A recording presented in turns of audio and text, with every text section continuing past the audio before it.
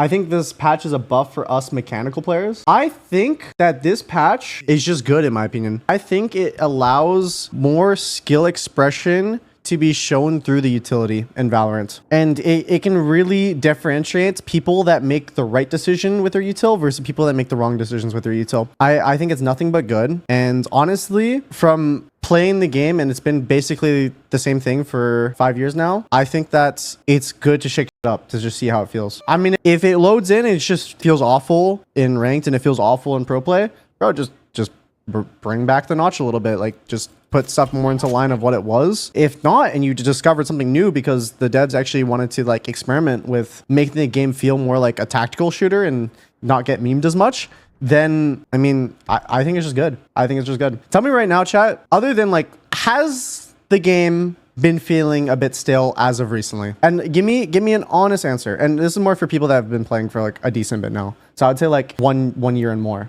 Does it feel like it has gotten stale? And so I think it's cool if we see some of these like season shakeups like that League does, you know, where it just completely rehauls the game. Because if League was the exact same game that it was since season 7, I'm sure that like it would have less attention to it than what it does now, because people eventually would just get bored if it was just wasn't like always like changing, you know, if it wasn't ever changing. It's cool to see new I mean, the only reason right now that I can tolerate playing ranked right now is because of the existence of Vito, and whenever I play him, because I just want to play something new, you know. That feeling of something new is just like, that feels nice, you know. I feel like they're moving in the right direction for sure. Making mistakes more punishing means making playing correctly more rewarding. Exactly. Yes. And then for whoever thinks that like the game is just gonna be like CS, no, bro. The game is, trust me, very, very different from CS. But just making it more consistent to be a better player, I think that's fire.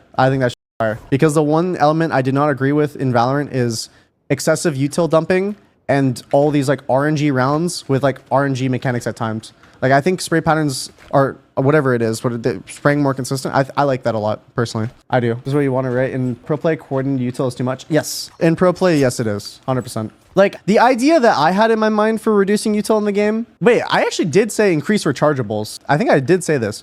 But the one thing I did say as well was, instead of like... I didn't think about like actually nerfing the ult itself. I was like, oh, why don't you just make it so the ults have more orbs, so then they're used less frequently, and so there's more times, or there's less times when there's a round with just 6 or 7 ults in play, and then everyone's just pressing buttons. That's what I was thinking originally, but I do like the idea of having these ultimates and just making them like a little bit skinnier, so they don't hit the entire site. You know, I do agree with this. There's like certain ults though that like I hope they don't touch. I don't think they need to touch like certain ultimates like KJ ult, or I agree with area effect ults like Fade ult, Waylay ult, Breach ult. I think that's completely fine. But if they touch KJ ults, that would be like pretty if they touch. Honestly, I think Brim ults is completely fine. I don't think you need to increase, like, I don't think you need to decrease the size of that. Sova ult, I don't think it needs a range decrease. So there's certain stuff that I think you should work as a case by case rather than like just doing all, you know? The thought of spraying, but they didn't look at the Odin.